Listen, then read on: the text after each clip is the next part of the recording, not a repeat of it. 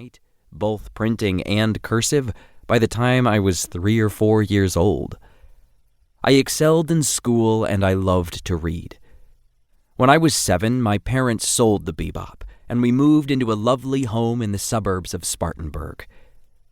Tragically, however, it was destroyed by fire a couple of years later, and soon after that, my parents decided to move back to Elmira.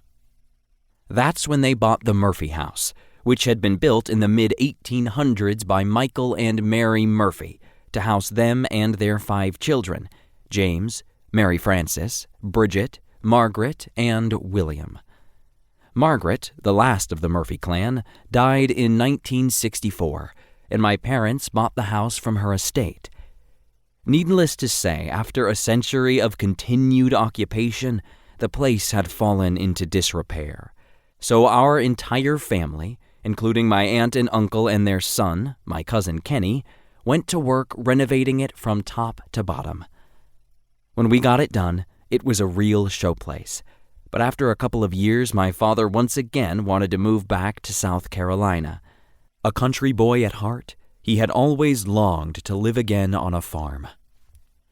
A few days after he put the Murphy house up for sale, my father had received a call from the realtor who had been doing the necessary title search. It seemed that there was a potential Murphy heir unaccounted for. A brief entry in the abstract of the title mentioned a 6th child, John, who was apparently the eldest son of Michael and Mary.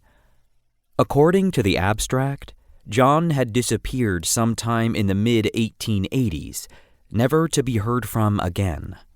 So until it was proved that he had no living heirs who could claim the property, my parents didn't legally own the house, despite the fact that they'd paid for it and received a deed.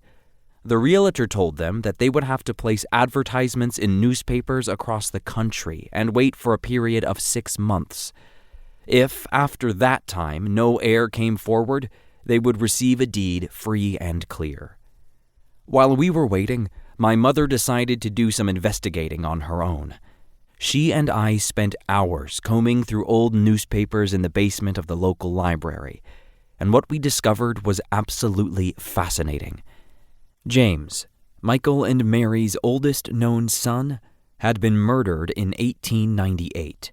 According to the newspaper, James and another young man had argued just a few blocks from the Murphy house, and James was stabbed to death.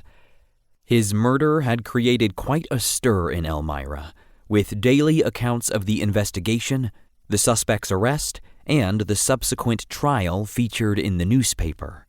We also discovered information about another tragic death. Daughter Bridget had fallen down the stairs in the Murphy house, broken her neck, and died at the age of 5. What we didn't find, however, was any mention of the elusive John. Mother and I even visited the local Catholic cemetery, hoping to find him buried there along with the rest of his family. We found the graves of all the others in the Murphy family, but not John's. His whereabouts still remained a mystery. In fact, we were beginning to wonder if John had ever existed. During this time, strange things started happening in the house. Whether or not our sleuthing in the library had awakened long-dormant spirits, I can't say for sure. But the lights in the huge brass chandeliers that hung in both the dining room and the formal living room started to turn themselves on and off. We heard music being played from the spinet piano in the empty living room. There was suddenly a cold spot in the archway between the living room and the den that never warmed up, even though there was a heat vent only steps away. At Christmas time, pine cone decorations we'd placed on top of the television began to levitate several inches into the air and then lower themselves back onto the TV. Dad called in a team of ghost hunters from nearby Cornell University who verified the cold spot and placed a tape recorder on a table in the hallway. With the tape recorder left running, we all went out to dinner, and when we returned, the voice of a little girl could be heard on the tape, along with the voice of a man whom she identified as her father. We also heard piano music in the background and the sound of a steam locomotive.